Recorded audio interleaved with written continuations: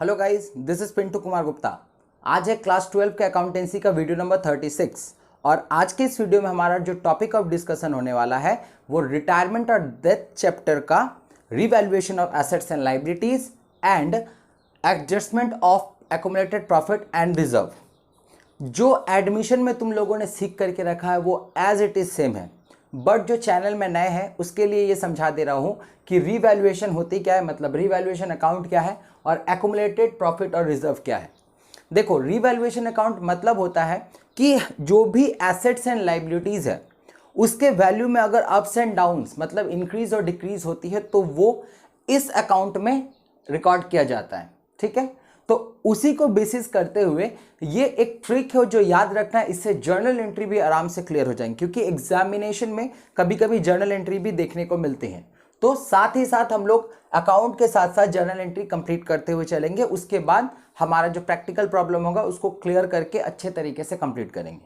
देखो, revaluation account जो है वो क्या है, अगर एसेट की वैल्यू अगर डिक्रीज करती है तो याद रखना वो टू साइड लिखेंगे। ठीक है, अगर एसेट की वैल्यू इंक्रीज करती है वो लिखेंगे बाई साइड। देखो, बाई एसेट, क्लियर है। फिर एसेट लायबिलिटी से टोटली अपोजिट है। देखो यहां पे जब एसेट इंक्रीज कर रही है तो हम लोग यहां लिख रहे हैं, जब लायबिलिटी इंक्रीज कर रही है तो लिख रहे हैं यहां पे, तो यहां पे टू लायबिलिटी लिखेंगे। अब एसेट जब डिक्रीज कर रही है लिख रहे थे टू, अब लायबिलिटी अगर डिक्रीज करेंगे तो लिखेंगे बाई साइड। ये अपोजिट रिलेशन है। अब क्या है, जर्नल एंट्री भी समझते हैं सर। देखो, अगर एसेट डिक्रीज करती है जर्नल एंट्री होगा revaluation account debit to asset, to आगे में है ना इसलिए टू एसेट। अगर एसेट इंक्रीज करती है तो जर्नल एंट्री है asset account debit to revaluation. Am I clear? Just इसके अपोजिट, अगर लायबिलिटी की वैल्यू डिक्रीज करती है जर्नल एंट्री होगा liability account debit to revaluation. अगर लायबिलिटी की वैल्यू इंक्रीज करती है journal entry reverse, revaluation account debit to liability. लेकिन कुछ कुछ ऐसे भी एसेट्स एंड लायबिलिटीज होते हैं जो जब हम लोग बुक सर्च करते हैं, बुक ऑफ अकाउंट, तो देखते हैं वो अनरिकॉर्डेड रह जाती है। तो हमारा काम होगा उसको रिवैल्यूएशन अकाउंट में लिखना। ठीक है, तो अब जब अनरिकॉर्डेड लायबिलिटी को लिखोगे तो वो लिखोगे इस साइड, जर्नल एंट्री होगा revaluation account debit to unrecorded liability. Am I clear? ठीक उसके अपोजिट, अगर कोई अनरिकॉर्डेड एसेट होता है और उसको बुक्स ऑफ अकाउंट में लिखना हो तो वो लिखेंगे बाई साइड, जर्नल एंट्री होगा unrecorded asset to revaluation. Clear है?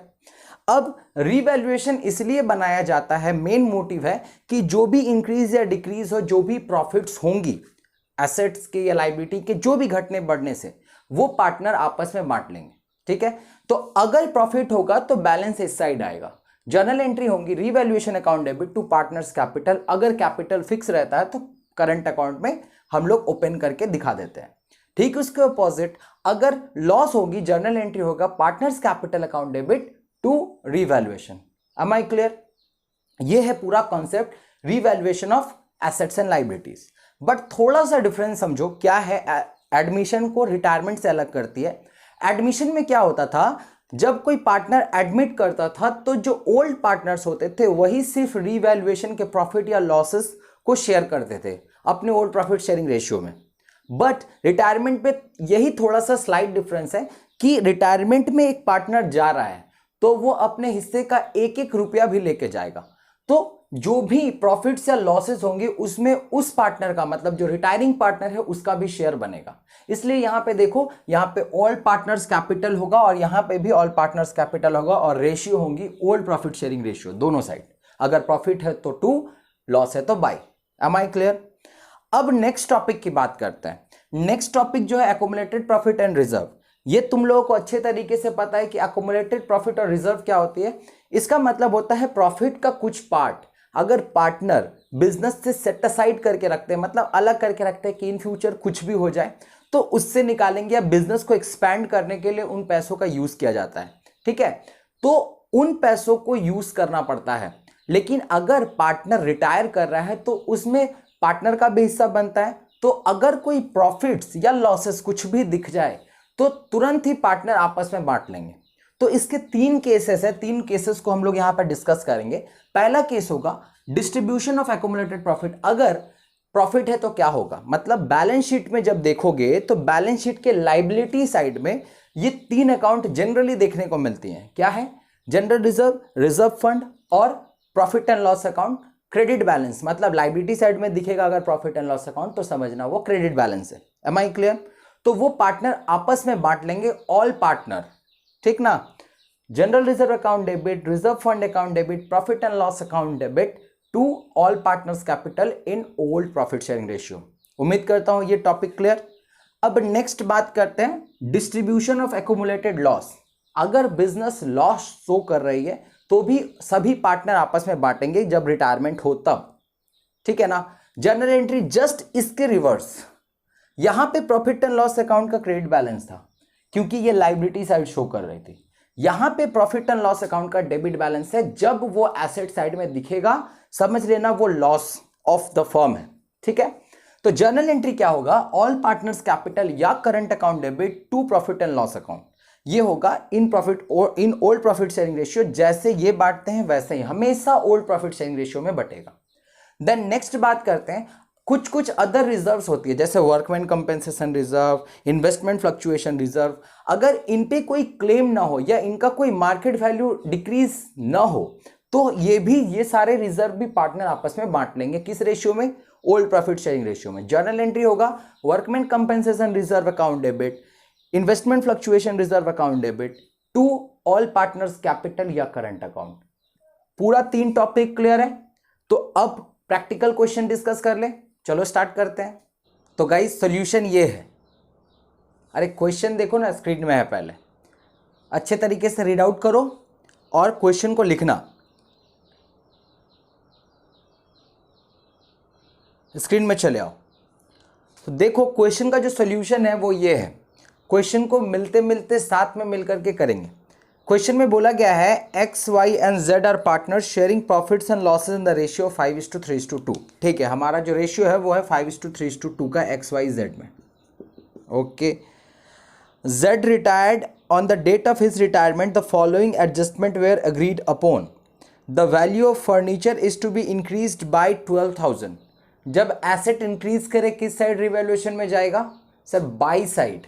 देखो एसेट फर्नीचर इंक्रीज किया तो जर्नल एंट्री क्या होगा? जर्नल एंट्री होगा furniture account debit to revaluation. ये देखो सबसे पहला furniture account debit to revaluation. दूसरा the value of stock to be decreased by 10,000। जब एसेट डिक्रीज करेगा किस साइड जाएगा? रिवैल्यूएशन अकाउंट के टू साइड स्टॉक है।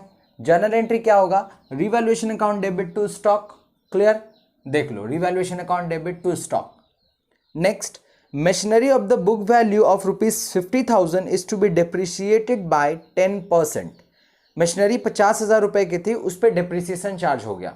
अब क्या होगा? डिप्रिसिएशन लगना मतलब एसेट का वैल्यू इंक्रीज ना डिक्रीज? डिक्रीज, ऑब्वियस सी बात है।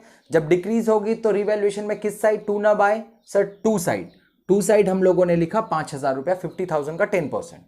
जर्नल एंट्री क्या होगा? Revaluation account debit to machinery. Journal entry देख लो, revaluation account debit to machinery. Next, a provision for doubtful डेब्ट at the rate 5% is to be created on debtor of book value of rupees 40,000। Debtor 40,000 rupees का था जिसमें बोला गया कि एक प्रोविजन फॉर डाउटफुल डेब्ट मतलब डूबने का चांस है, उस पर 5% क्रिएट करो। तो 40,000 का 5% होता है 2,000। तो प्रोविजन फॉर डाउटफुल डेब्ट जो होती है वो कहीं ना कहीं लाइबिलिटी, हमेशा वो लाइबिलिटी है। ठीक है, तो लाइबिलिटी बढ़ रहा है ना घट रहा है? क्रिएट करना है मतलब लाइबिलिटी बढ़ेगा। अब व्हेन लाइबिलिटी इंक्रीज किधर दिखेगा रिवैल्यूएशन अकाउंट में? To side. देखो to side, to provision for bad डेब्ट या डाउटफुल डेब्ट। जर्नल एंट्री क्या होगा? Revaluation account debit to provision for bad डेब्ट या प्रोविजन फॉर डाउटफुल डेब्ट। देख लो, revaluation account debit to provision for doubtful डेब्ट। Next, unrecorded investment worth rupees 10,000। एक इन्वेस्टमेंट था जो अनरिकॉर्डेड था, अब उसको रिकॉर्ड करना है। वो किस साइड आएगा? रिवैल्यूएशन के टू ना बाई? रिकॉर्ड करेंगे तो एसेट। सर रिवैल्यूएशन के बाई साइड, रिवैल्यूएशन के बाई साइड हम लोगों ने इन्वेस्टमेंट करके लिख दिया। जर्नल एंट्री क्या होंगी? Investment account debit to revaluation. देख लो investment account debit to revaluation है, यहाँ पे जर्नल एंट्री देखो तो वही है, investment account debit to revaluation. Next, an item of rupees 1,000 included in bills payable is not likely to be claimed. एक बिल्स पेबल में 1,000 रुपीज का एक अमाउंट था, उसमें बोला गया कि अब वो क्लेम नहीं करेगा हम लोगों से, मतलब मांगेगा नहीं, मतलब छूट गया। तो बिल्स पेबल हमारे लिए एसेट ना लाइबिलिटी? Sir liability. अब वो हमें छोड़ रहा है, वो हम पे क्लेम नहीं करेगा, मतलब हमारा लाइबिलिटी डिक्रीज ना इंक्रीज? डिक्रीज। तो व्हेन लाइबिलिटी डिक्रीजेस वो रिवैल्यूएशन में किस साइड जाएगा? रिवैल्यूएशन में किस साइड? टू ना बाई साइड। तो यहां पे क्या लिखेंगे? By bills payable 1000। Journal entry क्या होगा? Bills payable account debit to revaluation. देखो यहां पे bills payable account debit to revaluation. अब हमारा जो नेक्स्ट काम है, इसको करने से पहले अब हम लोग कुछ ज्यादा ही सीखे, तो उसको हम लोग कंपाउंड एंट्री में भी कर सकते हैं। ये भी करोगे, कोई गलत नहीं करेगा, बट अगर थोड़ा सा और एडवांस लेवल में करना है तो उसे कंपाउंड एंट्री बना दो।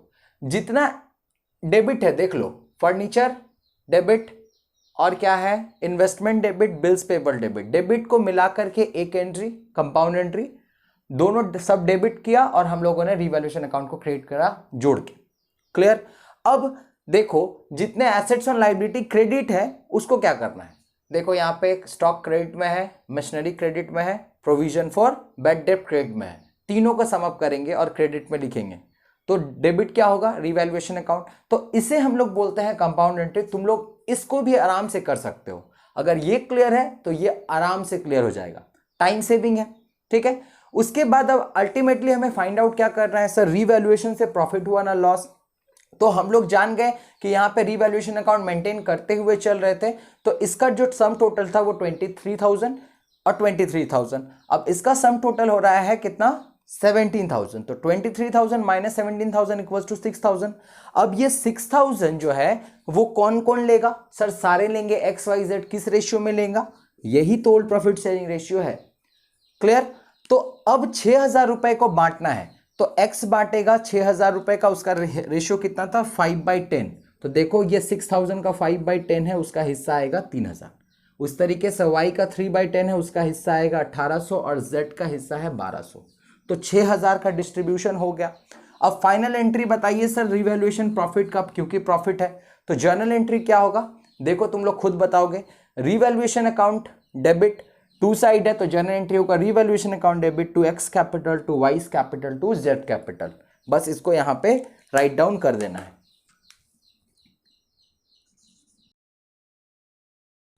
डन। ये हो गया पूरा हमारा क्वेश्चन का सॉल्यूशन। उम्मीद करता हूं कि ये सारा टॉपिक दोनों मेथड से आराम से तुम लोगों को क्लियर हो गई होगी। तो अब नेक्स्ट वीडियो में हम लोग नेक्स्ट टॉपिक को डिस्कशन करेंगे इसी चैप्टर को लेकर। तो तब तक के लिए स्टे विथ मी, बने रहो मेरे साथ। Thank you for today.